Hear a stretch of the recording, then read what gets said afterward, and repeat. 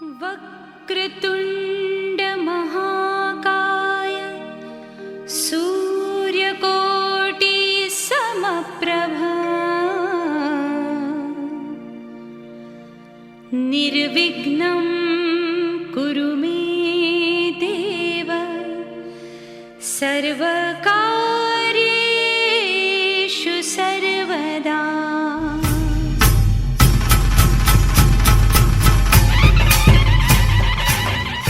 नमस्कार.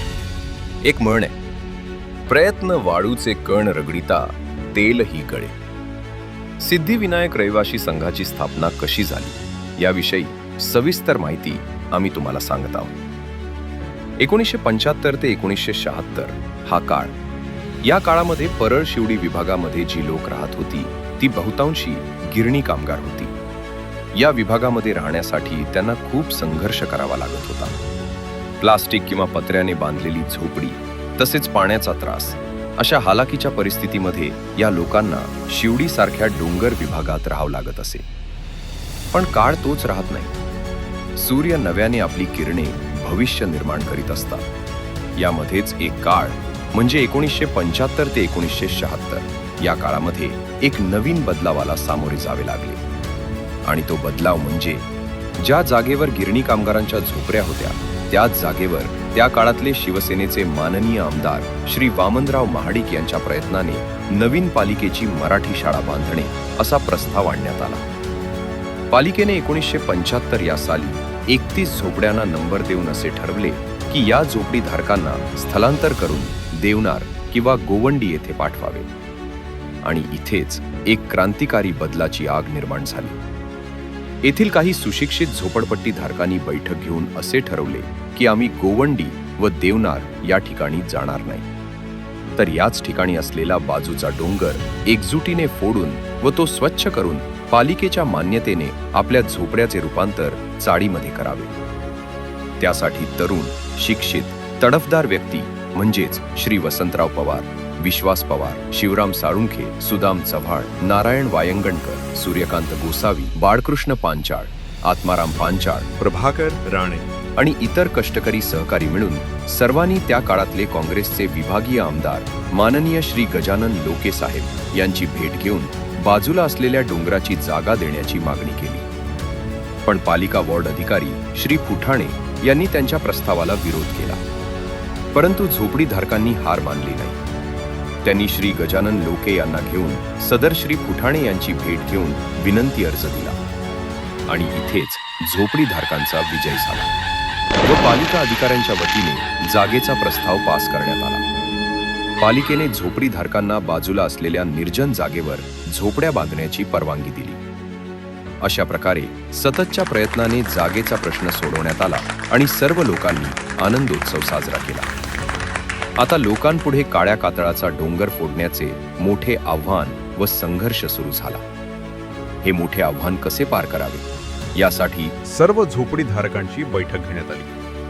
त्यामध्ये असे ठरवण्यात आले की आपण पाडीपाडीने चिनी हातोडी, कुदळ, फावडे यांच्या सहाय्याने डोंगर फोडण्याचे काम चालू करू. त्यामध्ये पुरुष, महिला, मुले एकत्र येऊन सतत 3 महिने मेहनत घेऊन हा डोंगर सपाट केला. लोकांची डोंगर फोडण्याची जिद्द व परिश्रम पाहून रात्रीच्या वेळी काम करण्यासाठी माननीय समाजसेवक श्री नारायण अबिटकर यांनी स्वतःच्या घरातून लाईट दिली. जागेची राखण करण्याची जबाबदारी श्री दत्ताराम साप्ते व श्री दत्ताराम भुवड या दोघांनी पार पाडली. सन 1976 साली कमिटी पदाधिकारी श्री वसंत पवार आणि शिवराम साळुंखे यांच्या मार्गदर्शनाखाली आर्किटेक्टचा वापर न करता समान जागेची चाळ पद्धतीने रचना करून झोपडपट्टी धारकांना जागा देण्यात आली.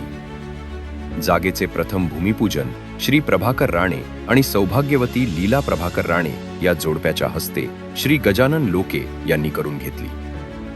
सर्व कमिटी सदस्याने स्वखर्चाने पत्र्याची कौलारू घरे बांधली. त्यानंतर महानगरपालिकेने सर्व झोपडपट्टी धारकांना अधिकृत फोटो पास दिले. अशा पद्धतीने 1976 साली कमिटीची स्थापना झाली.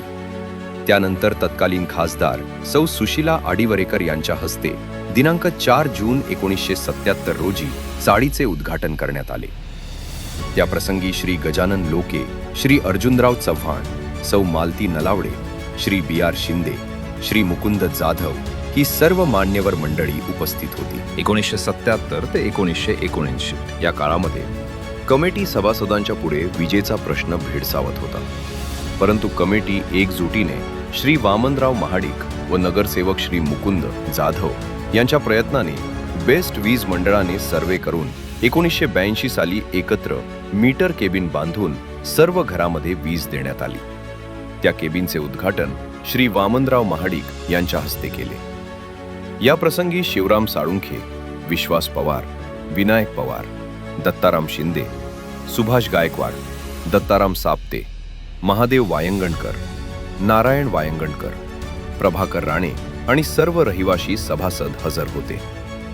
1977 सालापासून संघामध्ये अनेक सांस्कृतिक कार्यक्रमाला सुरुवात झाली. या कार्यक्रमामध्ये पहिला सण म्हणजे गोकुळ अष्टमी सर्व रहिवाशांच्या उपस्थितीत साजरा केला गेला. सार्वजनिक महिलांचा हळदी कुंकू या कार्यक्रमाला सौ महाडिक व सौ वनिता तळेकर यांच्या उपस्थितीत संघातील महिला सौ सुमित्रा साळुंखे, सौ लीला राणे, लीला शिंदे, सौ घाडगे, सौभाग्यवती रासम, कुमारी राधा जायस्वाल, सौभाग्यवती इंदिरा शिंदे, सुमती भुवड, सौभाग्यवती अनुसया चव्हाण, सौभाग्यवती लक्ष्मी सुदाम चव्हाण, सौभाग्यवती पार्वती माने, सौभाग्यवती तारा गायकवाड, सौभाग्यवती अनुसया सकपाळ, सौभाग्यवती लक्ष्मीबाई पांचाळ, सौभाग्यवती चिपळूणकर, सौभाग्यवती वांजोणकर आणि लहान मुले मुली हजर होत्या. संघामध्ये स्वतंत्र दिन, होळी उत्सव, गुढीपाडवाच्या निमित्ताने श्री सत्यनारायण महापूजा एकत्रितपणे साजरे करीत होते. सणासुदीच्या काळामध्ये संघातील महिला फुगडी घालणे, घरोघरी गणपतीची आरती करणे असे अनेक कार्यक्रम उत्साहाने होत होते. 1980 ते 1990च्या काळामध्ये रहिवाशी संघावर बाहेरील संघर्षाला सामना करून सभासदांनी एकजुटीचे उदाहरण सर्वांसमोर ठेवले. काळ जसा बदलत गेला त्यानुसार सर्व सभासद यांनी घरे दुमजली केली. त्या काळामध्ये कमिटी पदाधिकारी श्री औदुंबर चव्हाण, श्री आत्माराम पांचाळणे, श्री जगन्नाथ बाराटक्के, श्री श्रीपाद शिंदे यांच्या मार्गदर्शनाने केली गेली. 1990च्या काळामध्ये संघातील तरुण पदाधिकारी श्री रवींद्र गोसावी, श्री हरिचंद्र लुडबे, श्री हरिचंद्र माने, श्री सुनील सावंत या पदाधिकाऱ्यांनी संघात एक गणेशाचे सुंदर असे मंदिर असावे असा विचार केला. गणेश मंदिर बांधण्यासाठी त्यांनी वर्गणी तसेच स्वखर्च करून गणेश मंदिर बांधले. संघाला 2001 साली 25 वर्ष पूर्ण झाली. त्या कार्यक्रमाला सर्व रहिवाशी एकत्रितपणे येऊन सांस्कृतिक कार्यक्रम, मराठी ऑर्केस्ट्रा असा भव्य कार्यक्रम साजरा केला. विद्यमान आमदार श्री कालिदास कोळंबकर यांनी रहिवाशांच्या पाण्याचा प्रश्न सोडवला व संघासाठी आचार्य दोंदे मार्गावर पाण्याची टाकी व पंप रूम बांधून दिले. यासाठी विशेष सहकार्य श्री राजाराम पांचाळ, श्री मधुकर चव्हाण, नारायण वायगणकर, रामचंद्र पेडणेकर, हरिचंद्र लुडबे आणि सर्व रहिवाशांनी अतोनात मेहनत घेतली. साल 2005 या साली माननीय आमदार श्री कालिदास कोळंबकर यांनी म्हाडामार्फत कमिटी कार्यालय एक मजली बांधून दिले. 2025 या कालावधीमध्ये माननीय नगरसेविका सौ श्रद्धा जाधव व माननीय आमदार श्री अजय चौधरी यांच्या सहकार्यातून पाण्याची पाईपलाईन बदलून दिली. तसेच लादीकरण संघाचे प्रवेशद्वार अशी अनेक कामे केली. माननीय समाजसेवक श्री गोपाल दळवी यांनी श्री गणेश मंदिराचे जीर्णोद्धार केले. 1975 ते 2025 या काळामध्ये वयाप्रमाणे काही रहिवाशी काळाच्या पडद्याआड झाले. अशा प्रकारे अत्यंत कठीण परिश्रमाने व एकजुटीने सिद्धिविनायक रहिवाशी संघाला 2026 साली 50 वर्ष पूर्ण होत आहे.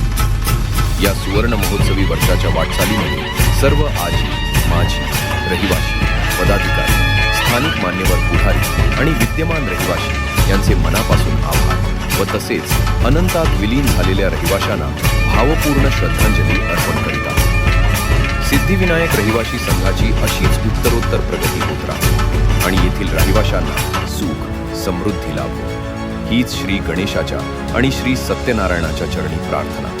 तसेच सर्वांना गुढीपाडव्याच्या आणि मराठी नववर्षाच्या हार्दिक शुभेच्छा.